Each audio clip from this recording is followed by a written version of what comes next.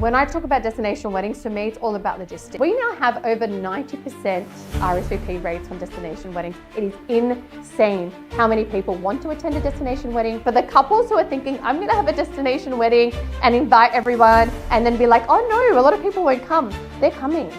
They're packing their bag. If you are working in the wedding industry today and you're thinking, where are my opportunities? They're in destination wedding. This is what couples want. This is where the inquiries are going to take place. This is where the opportunities for you to actually expand your business. That's what's happening this week. We are talking about destination weddings. We know they're on the rise. We know many couples want them. We need to, as an industry, understand how to service them, how to price accordingly, and how to have the contacts and connections to make it happen. All right, it is Wedding Business Digest time. I'm going to talk about a couple of things that have come over to my table this week from wedding planners, venues, tourism boards, and service providers. There seems to be an issue of disconnect when it comes to destination weddings. A lot of people want to work in destination weddings. A lot of people are getting inquiries for destination weddings, and they're trying to figure out how to actually service the client, the couple, who they need to be connected with, how to actually work in that region, currency exchanges, visa restrictions, the cost of goods, logistics. When I talk about destination weddings, for me, it's all about logistics. It's all about how to get people from point A to point B.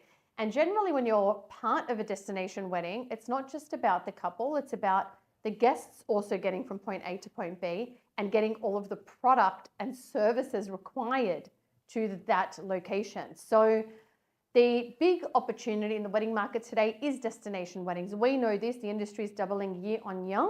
There are emerging destinations around the world that we need to discuss. What does it mean to actually have a wedding? The most basic questions, such as mixed weddings, is alcohol served? These are the types of questions that the wedding industry actually needs to be answering. How are you going to service this industry and these amazing couples who want to get married around the world? Let's talk about that. Listen, if you are working in the wedding industry today and you're thinking, where are my opportunities? They're in destination weddings. This is what couples want. This is where the inquiries are going to take place. This is where the opportunities for you to actually expand your business and think about brand, positioning, working in new markets. That's what a destination wedding opportunity presents to you. You know, the thought process around traveling to countries that you probably haven't been to before, somebody who is working in the wedding industry, you need to start doing your research. You really need to start connecting with service providers in these locations. Places like Fiji, for example, which now have a completely new offering post-COVID. A lot of the hotels have been renovated. There are new resorts popping up. There are adult-only resorts that are incredible and boutique resorts offering amazing, amazing services. You have places that are very well known that are becoming increasingly competitive. So when we look at Italy, France, Greece, we know that destination weddings, I mean, these guys rule the school when it comes to destination weddings. But what's happening is so many people who live in Western countries such as Canada, US, UK, and Australia, who have the appetite to go to Europe for these weddings, aren't finding who they're looking for. They're jumping on Instagram, they're going through people's accounts and trying to figure out, where are you located?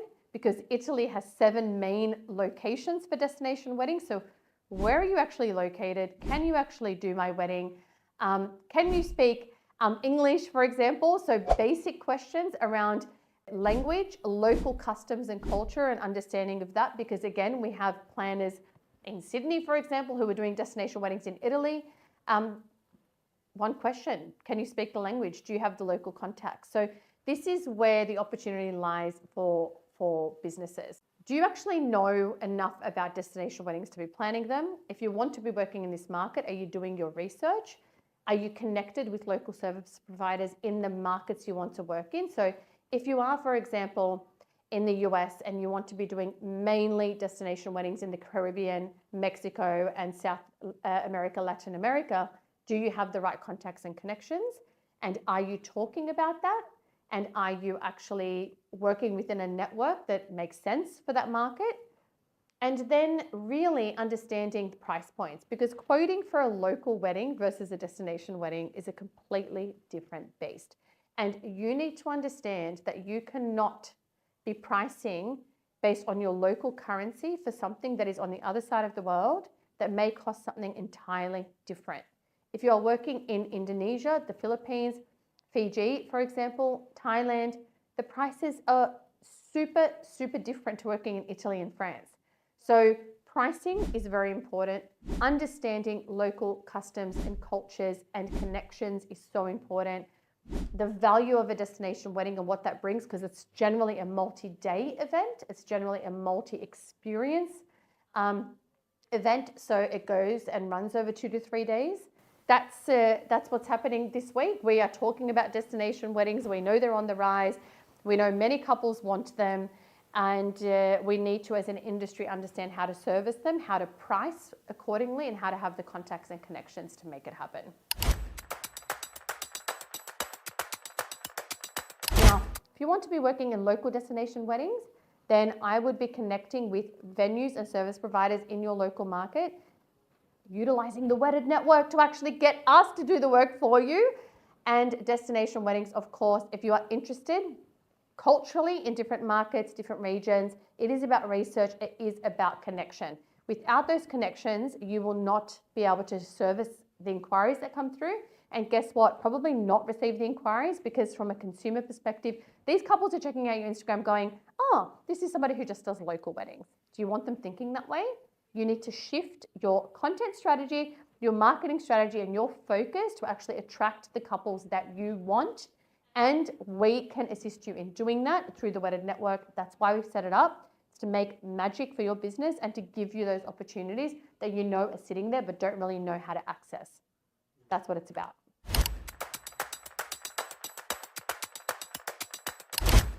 %40 of couples get engaged between December and February. I bet you didn't know that. Yes, we have so many new couples and we need to service them. Now, the wedding destination market is doubling year on year, which means you're probably going to be receiving more inquiries for destination weddings than you have in the past. I actually just had a bride say to me, my goodness, I can't believe how many people RSVP to my destination wedding. I didn't expect it. People now are RSVPing for destination weddings on par, if not more, than local weddings. So for the couples who are thinking, I'm going to have a destination wedding and invite everyone and then be like, oh no, a lot of people won't come. They're coming. They're packing their bags as soon as they receive that invitation. They're planning their entire European or Middle Eastern or wherever it is trip around your wedding. So invitations for destination weddings should be issued as soon as you've locked in the date to give people the time to RSVP. But a lot of people are RSVPing for weddings. It is over 90% now. Pre-COVID, it was at 65%. It is insane how many people want to attend a destination wedding. So you better get ready to get the party started. Working in Australia with any destination is actually challenging, but guess what? We're all in different time zones. Fabulous Funke from Nigeria contacted me and was like, Wendy, we need you to speak at this conference. We need you live at midnight. And I was like, hold on a second. Okay, maybe I can do it. So I think when it comes to working in destination weddings, you have to be up for being up very early and late to actually have meetings and to be available, because what your client is doing is booking you to be able to work in the time zone of the destination they're going. And so my lesson here was, hey, let me pre-record it for you, Funke. But sometimes you can't pre-record meetings. And so if you want to work in this market, you have to understand different time zones and you have to be open to working with different accents, in different time zones, in different locations to actually make the magic happen. I mean, in a million years, did we think that geopolitical, climate, and economic impact would actually have a say as it does in weddings today? Of course it does. We're working in different currencies, in different locations, with different exchange rates. It's going to determine where people want to go spend their money. Those who are looking for affordable destination weddings, they are looking at what the currency exchange rate looks like, and they tend to look in regions where it is more value for money, such as Asia. Now, if those are looking to get married in Europe, for example, and we're thinking Italy, what does that exchange rate actually look like from the US currency or the Australian currency? or the British pound, for example. Do not compare prices from 5 years ago for destination weddings because currency exchange rate has shifted and continues to shift. So do not, as a couple, think that if you have a quote for a local wedding photographer or a local wedding florist, it's going to be the same overseas. Some flowers may not even be available or be allowed into the country. That's right, brides.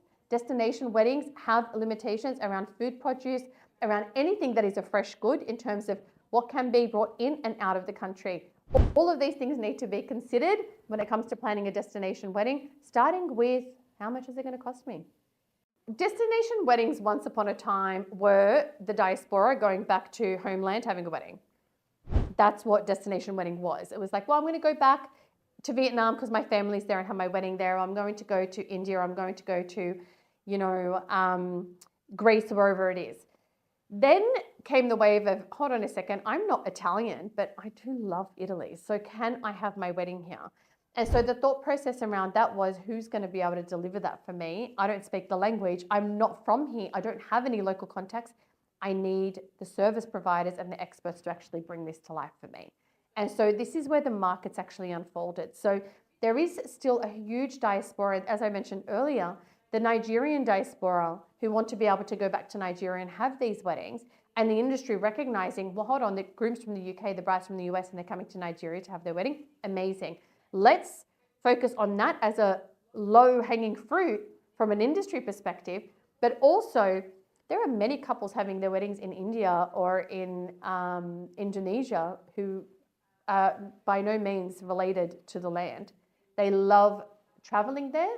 Perhaps they have a curiosity, and maybe proximity-wise it makes sense, like Dubai, for example. So when people consider destination weddings, they think of local customs, culture, experiences. They think of proximity and ease of use and logistics, and they think of price and value for money and currency exchange. These are kind of the top 3 things that people look for when it comes to destination weddings. I get really excited when I talk about Asia because I've been watching Korean soap operas, and so for me, I love seeing, and actually every single one of them has had a wedding, of course, the Korean soap operas. No, I got to visit China, Shanghai last year, and the Philippines. And I spoke at 2 conferences there, and I have, of course, visited Thailand and presented at conferences in Thailand and in Bali. And I think that there is an element of humility and hospitality in Asia, which is just the common denominator in Southeast Asia in particular. I think that the province that I visited in China was exceptional and so surprising, and the talent that is available, again, in China is exceptional. I think that what you get, and of course I'm going to talk about India as well, but what you get in these countries is volume of people. And it's simply based on the fact that in India you have 1 billion people, and in China you have 1 billion people. So if you want to get something done that is extraordinary, and you want to build, a wedding fortress, or you want to be able to have your couples walk through, a mirrored forest that is sitting in the middle of a harbour, you can actually do this stuff in Asia. So I think that there are limitations around what you can build and create based on cost of goods and cost of labour and the actual landscape, with so many different types of landscapes. So you have mountains, you have terrain, you have oceans, you have coastlines. There's opportunity, there's real opportunity to think outside the box when you're actually designing a wedding in Asia. If you're having a wedding in Bali, as soon as you land, you're like, I feel relaxed now. I can go have a massage. I can go do this. So you have to think about, when you're having a destination wedding, it's not just about having ceremony and reception, because that's not why you're having it. You're having it to experience the local culture and custom. You're having it to taste the food and to hear the music. When I talk about luxury, it's the 5 senses all coming together at once.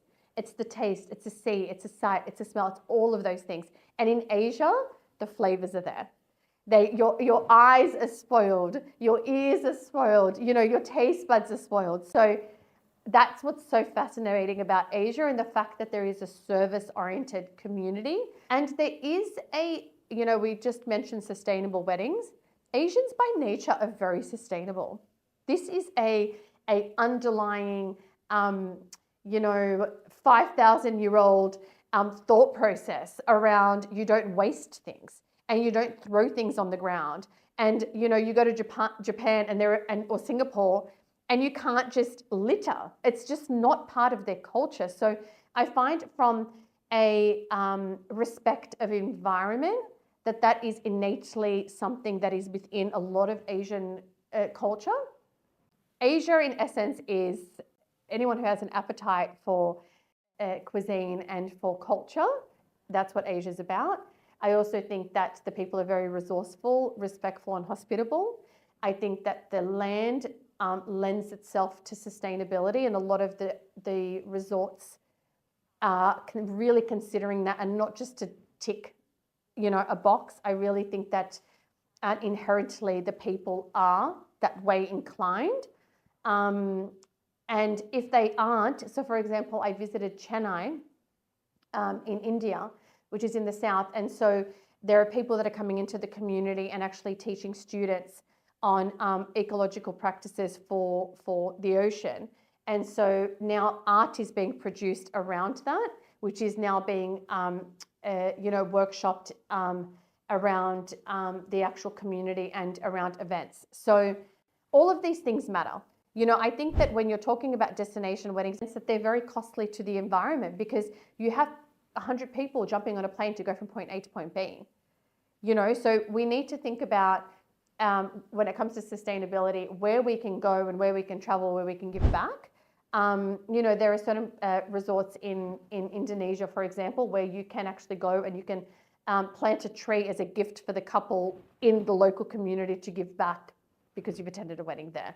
Amazing. So regardless, we should, as an industry, be thinking about sustainability and just even the purpose of recycling elements from weddings, gifting the flowers that are on the tables, for example, having a gifting station. So we can be really clever as an industry in bringing sustainable practices and working them into the way we style and design these weddings without having it as a separate entity, the box to tick. I think if we get really clever about how to actually make things beautiful and sustainable, then the couples, of course, are going to buy into that and are going to want that. And that may be your key differentiator as a designer or someone who works in the industry, because we know couples are definitely looking for it.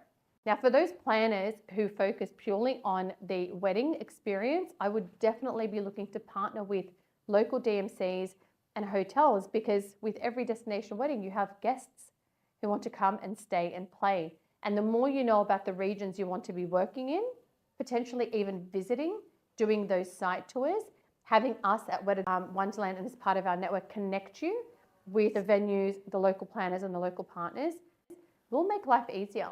And so if you're looking for opportunity in business today and you're thinking, I want to do destination weddings, consider all of these points. Now, my first tip here would be to do some local destination weddings, because working outside of your own locale and out of your own comfort zone is a lot easier when you speak the language and you know the land.